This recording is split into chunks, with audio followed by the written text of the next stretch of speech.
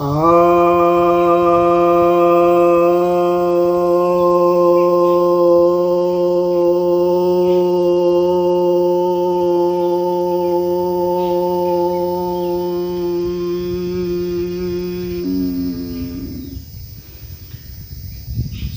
भक्तजनों को सप्रेम नमन। तो आज मैं आपको आपकी जिज्ञासा का एक समाधान लेकर आया हूँ। एक जिज्ञासा आई है कि सेंगोल क्या है और इसे क्यों स्थापित किया गया है। इस विषय पर बहुत सारे चर्चे हुए जब भारत के प्रधानमंत्री श्री नरेंद्र मोदी जी ने सेंगोल को स्थापित करने का निर्णय लिया नए संसद में, तो काफ़ी बहसें हुई। लेकिन एक भक्त की जिज्ञासा आई है कि नहीं, इसी पर कुछ कहा जाए। तो देखिए, ये सेंगोल थोड़ा बहुत तो मैंने इस पर चर्चाएं सुनी, कुछ मैंने अध्ययन भी किया। तो यह जो है संस्कृत में जिसको राजदंड कहा जाता है, उसी को तमिल में सेंगोल कहा गया है। और मतलब कि यह एक छड़ी नुमा होता है और थोड़ा सा छड़ी से मान लीजिए थोड़े से साइज इसकी बड़ी होगी। इसको दंड के रूप में लिया जाता था, राजदंड के रूप में। तो यह जो है पुराने ज़माने में राजा लोग इसको इस्तेमाल करते थे। इसका वर्णन जो है ये तो वैदिक काल से चला आ रहा है, कोई ऐसा पहली बार नहीं है। राजाओं को क्या है कि राज सत्ता मिलती थी,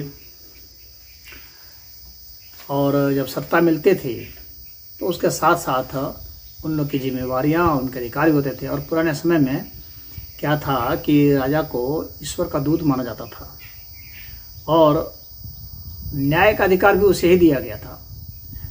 न्यायाधीश वगैरह नहीं होते थे, न्यायालय वैसे नहीं होते थे, राजा ही न्याय किया करता था, या राजा जिसको नियुक्त कर देता था।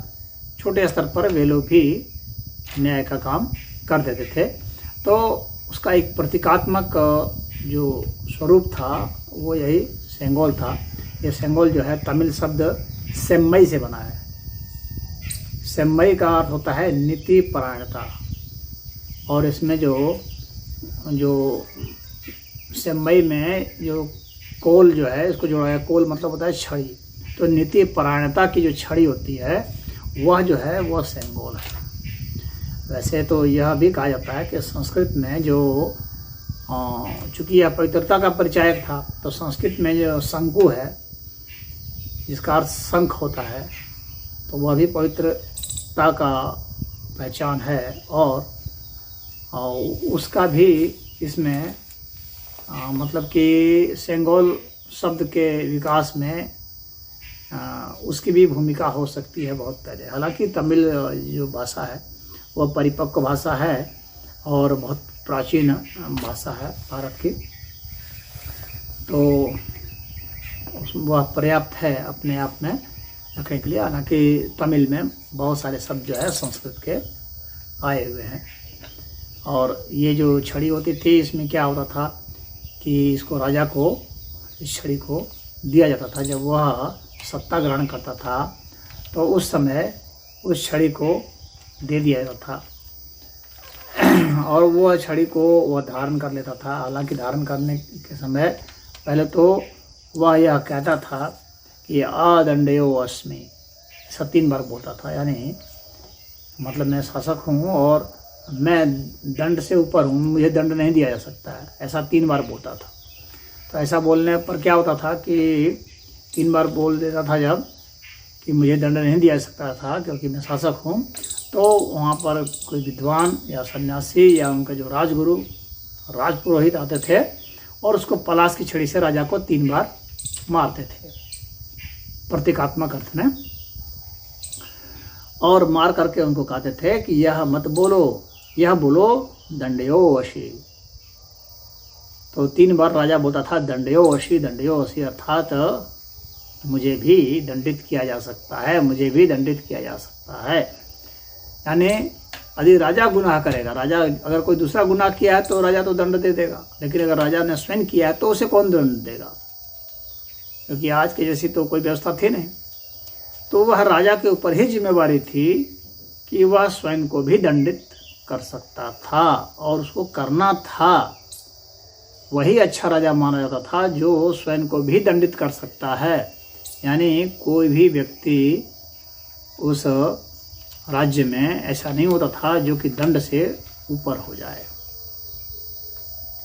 और इसकी जो कथा आती है तमिल में, तमिल के महाकाव्य में शिलपद्यकारम नाम से एक महाकाव्य है तमिल साहित्य का, तो उसमें यह कथा आती है। एक जो राजा रहते हैं नेडुंजेलियन, तो नेडुंजेलियन की राजा की कथा है, बहुत लोकप्रिय कथा है। और यह कथा जो है वो पार्वती जी के मीनाक्षी रूप में प्रकट होने की कथा है। जो मदुरई में मीनाक्षीपुरम है, जहाँ मीनाक्षी का मंदिर बना है, तो वहाँ पर मीनाक्षी प्रकट कैसे होती हैं, तो उसका इस राजा के साथ संबंध है। तो होता यह है कि एक कोई व्यापारी होता है कोवलन नाम का, और उसकी पत्नी होती है कन्नगी नाम की। तो वह जो कन्नगी होती है वह काफ़ी पतिव्रता होती है, और कोवलन जो होता है वह व्यापारी जो है एक नृत्यांगना होती है माधवी, उसके चक्कर में फंस जाता है और उसके साथ 3 साल गुजारता है। जब उसके पैसे सब खत्म हो जाते हैं तब वह, अब उसकी वहाँ पूछ नहीं रहती है, तो वहाँ से वो चला आता है, कन्नगी के पास चला आता है और उसे अपनी गलती का भी एहसास हो जाता है। फिर माधवी उसके पास आती है, लेकिन वह माधवी उसको ले जाना चाहती है, पैसे भी देती है, लेकिन वो माधवी के साथ नहीं जाता है। तो माधवी को भी वैराग हो जाता है और वह एक सन्यासिनी हो जाती है। अब यह जो कन्नगी होती है और कोवलन, ये दोनों चले जाते हैं और जा कर के सोचते हैं कि इस नगर से हम लोग कहीं और चला जाएं, दूसरे नगर में, और सब मदुरई चले जाते हैं। और वहाँ जा कर के और वो सोचते हैं कि हम लोग नया कोई व्यापार शुरू करें। तो वह अपना जो है नुपुर पायल जो है उसको दे देती है एक पैर का, कि जाओ इसी को बेच लो। और वो जो है पायल जो है उसमें जो है रत्न भी जड़े हुए रहते हैं, इसको बेच लो, सोना ले लो और उससे जो है व्यापार करो। तो उस जो नेडुंजेलियन की जो रानी थी उसका भी एक पायल खो गया था और राजा बहुत चाह रहा था कि उसे ढूंढवाया जाए, लेकिन वो मिला नहीं। तो राजा ने घोषणा कर दी थी कि कहीं कोई इससे मिले तो उसे पकड़ कर लाया जाए। तो जब वो बेचने के लिए कोवलन जब जाता है सोनार के यहाँ, तो सोनार देखता है पायल को, तो उसमें रत्न जड़े हुए थे। तो वो सोचता है कि ये निश्चित ही राजा ने जो कहा है वही पायल ये होगा। तो वो चला जाता है और जा कर के कहता है कि राजा को कि ऐसी ऐसी बात है। तो राजा कहता है कि उसे किसी भी तरह से वो जो है पायल हासिल कर लो, और अगर वो आनाकानी करे तो उसे मार भी दो।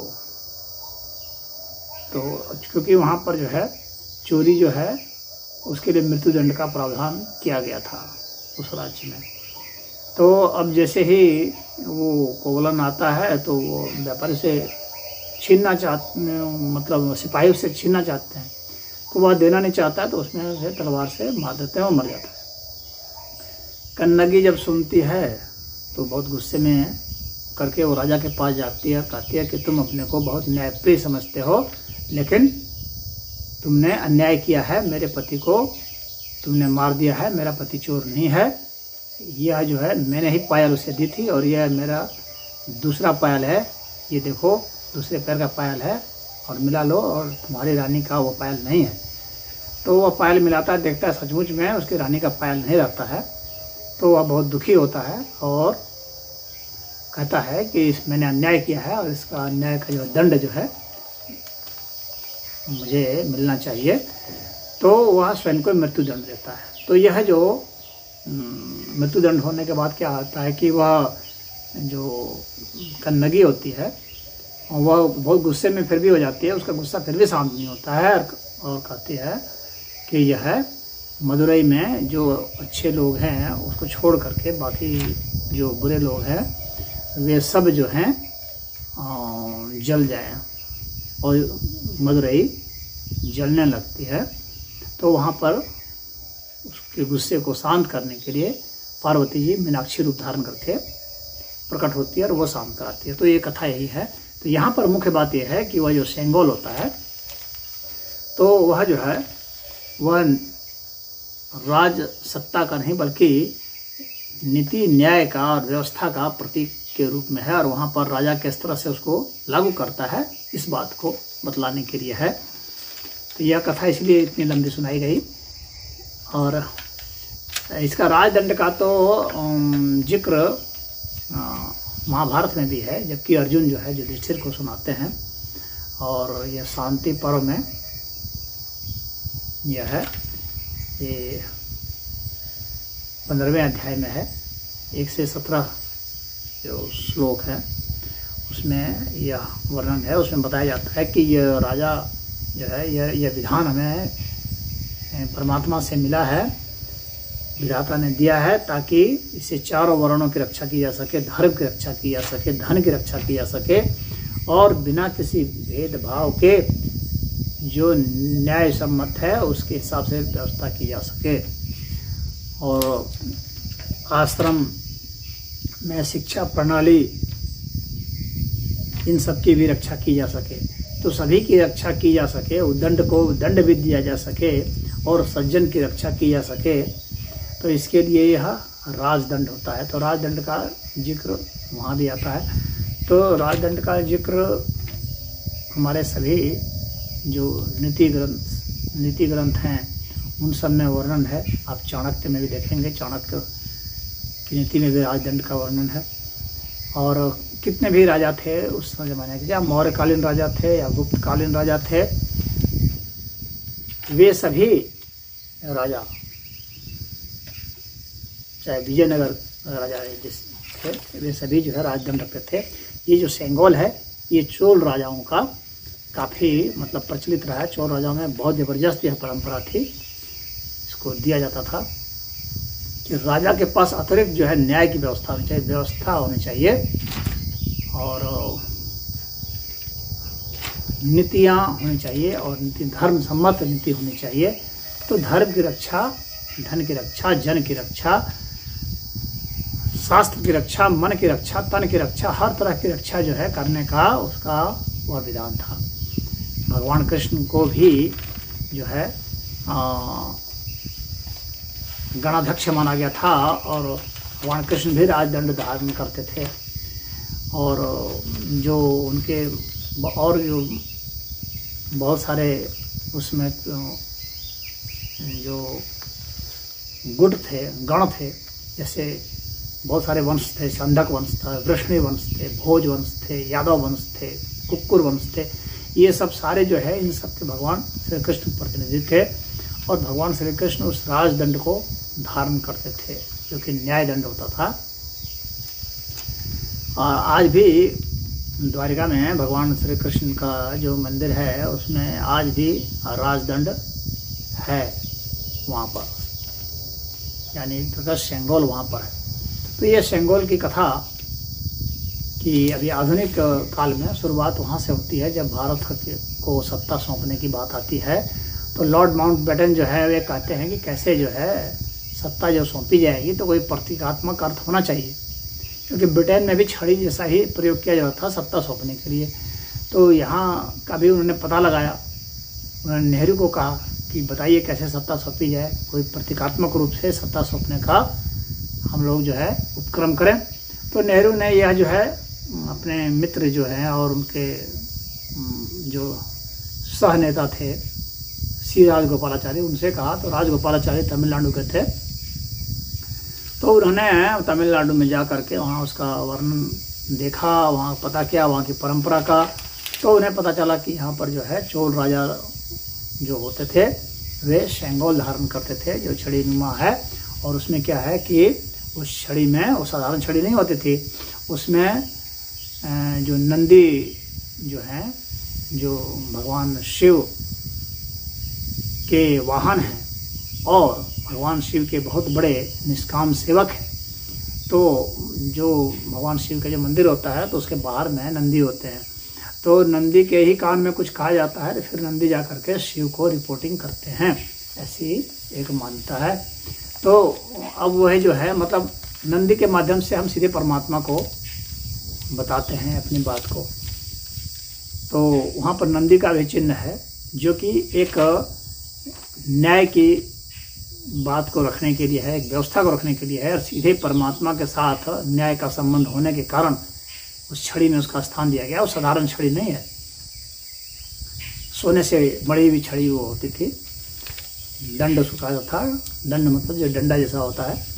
तो यह जो है वहाँ के शैव जो मठ थे तमिलनाडु के, तो जिनके अधीन में ये सब होता था, तो वह शैव संप्रदाय का तिरुवावट्टू तुर्रे का के एक आतिनम, तिरुवावट्टू तुरे आतिनम नाम से एक मठ है शैव संप्रदाय का। अब यह मठ जो है इसी को जिम्मेवारी मिली थी और इसी ने वो सोना से मढ़ा हुआ उस तरह का राजदंड तैयार करवाया और लॉर्ड माउंटबेटन को दिया, और फिर उस लॉर्ड माउंटबेटन ने उसको नेहरू को दिया, और इस तरह से सत्ता 1947 में ट्रांसफ़र हो गई भारत को। नेहरू जो है, आप तो जानते ही हैं कि नेहरू जो है भारत में विशेष करके कोई भी जो हिंदू सभ्यता संस्कृति से कोई चीज़ जो जुड़ी होती थी उसको महत्व नहीं देते थे और उसको उपेक्षा करते थे, यहाँ तक कि उसके खिलाफ में भी होते थे। तो उन्होंने उसको बहुत महत्व नहीं दिया, उसको बहुत आगे नहीं बढ़ाया और उसको अपनी एक छड़ी कह करके अपने संग्रहालय में रखवा दिया इलाहाबाद में।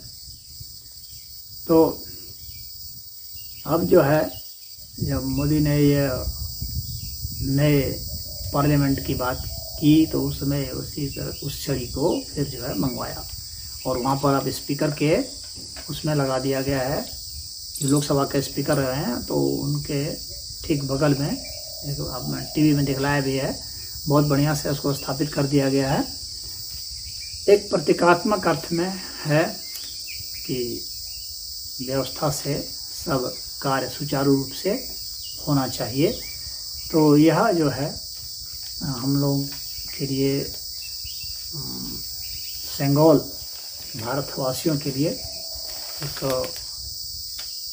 न्याय का प्रतीक अर्थ है और न्याय व्यवस्था न्यायालय से और पार्लियामेंट इन दोनों से होता है, क्योंकि पार्लियामेंट ही कानून बनाता है और उसी कानून के तहत जो है न्यायालय को न्याय पारित करना पड़ता है। तो बहुत लोग ऐसा सोच सकते हैं कि भाई अब तो राजा का ज़माना रहा नहीं तो इसमें इसकी क्या ज़रूरत थी, लेकिन ज़माना नहीं है परंतु न्याय तो है और कानून तो बन रहा है।